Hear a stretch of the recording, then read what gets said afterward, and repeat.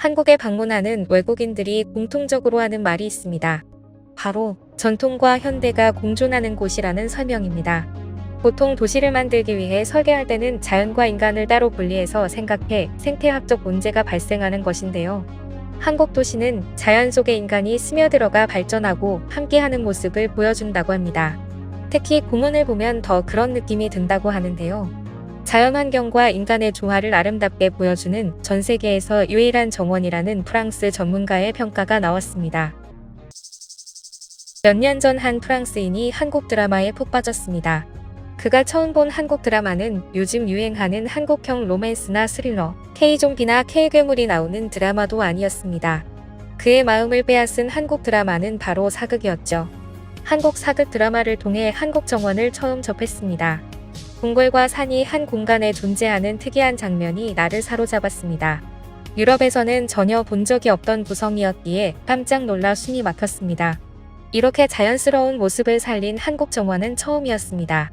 베르사유궁 정원 총감독 레지스 주비니는 평생 동안 상상 속에서나 꿈꿔왔던 장면을 한국 사극 속 정원의 모습에서 보게 되었다고 하는데요. 그는 프랑스 베르사유 국립조경학교 출신으로 세계적으로 유명한 조경 전문가이자 생태학자로 활동 중입니다.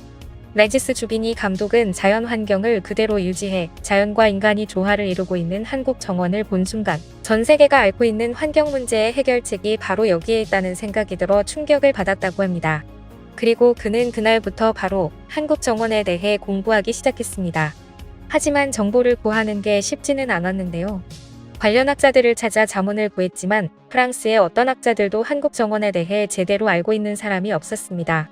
대신 주변 교수들이나 정원 전문가들은 동양의 정원은 예로부터 화초나 수종을 그대로 유지하는 사례가 많았다는 말만 되풀이했습니다. 하지만 그는 중국과 일본의 정원과 한국의 정원이 완전히 다른 이유를 단번에 알아차렸다고 합니다.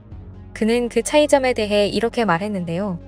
중국과 일본의 정원은 언뜻 보면 자연 친화적으로 보이지만 산책로가 만들어져 있고 정해준 길로만 다녀야 합니다.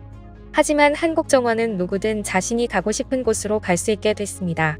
누군가 정해준 길이 아닌 자연과 가까이 호흡하고 자연과 함께 할 수 있는 마음속의 길이 있는 셈이죠.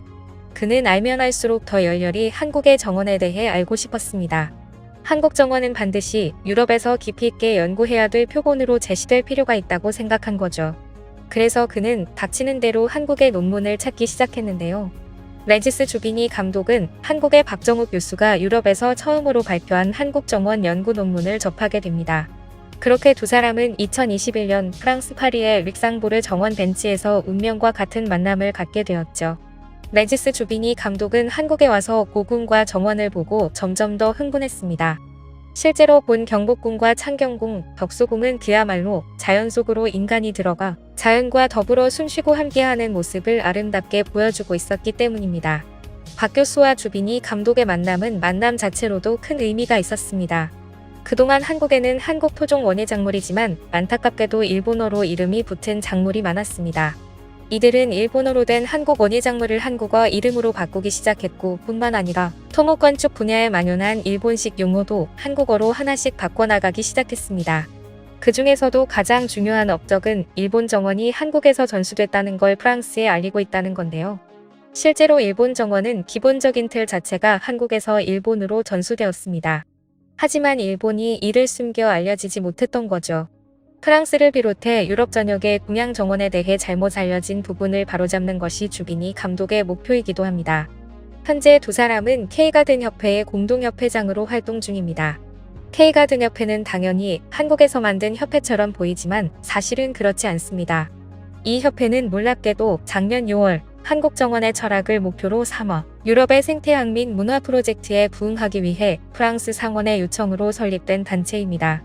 애초에 한국 정원을 목표로 했기 때문에 이름도 K가든 협회로 정해진 거죠.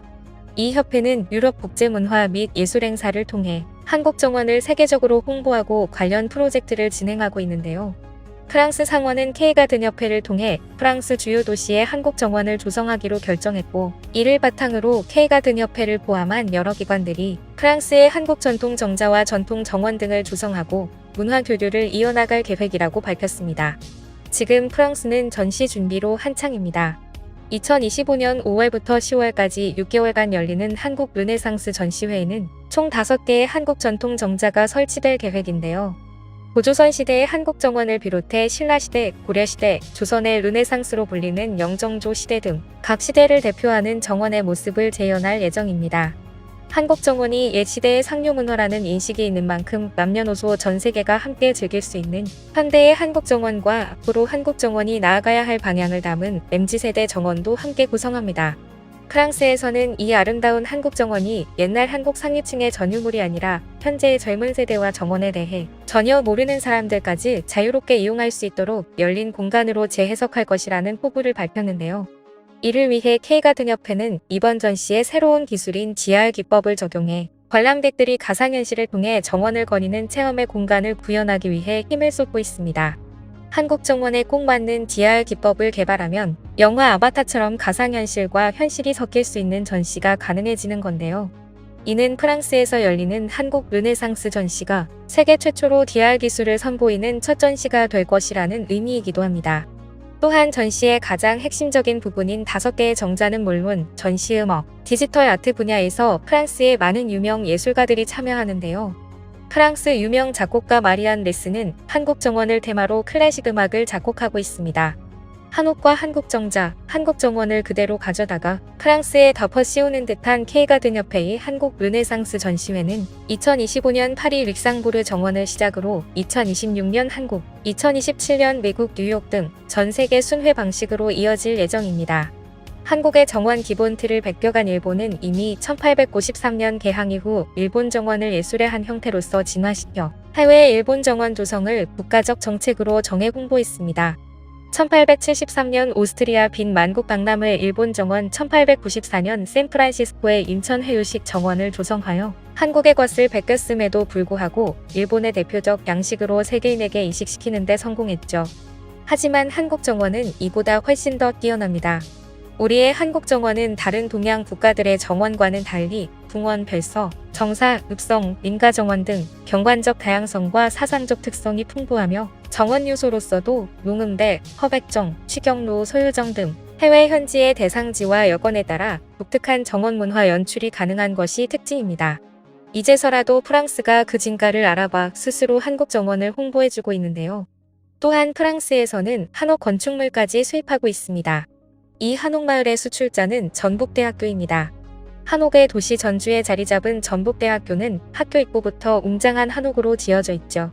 우리 전통의 멋과 아름다움을 갖춘 전통 한옥에 더해 한국 정원까지 전 세계에 알려지면서 한류열풍의 세계화에 다시 한번 정점을 찍을 것으로 기대되고 있는데요. 유지관리와 후속 지원이 잘 되기를 바라며 오늘 내용은 여기서 마치겠습니다. 지금까지 꿀큐브였습니다. 오늘 영상이 도움되셨다면 구독과 좋아요 부탁드리고요.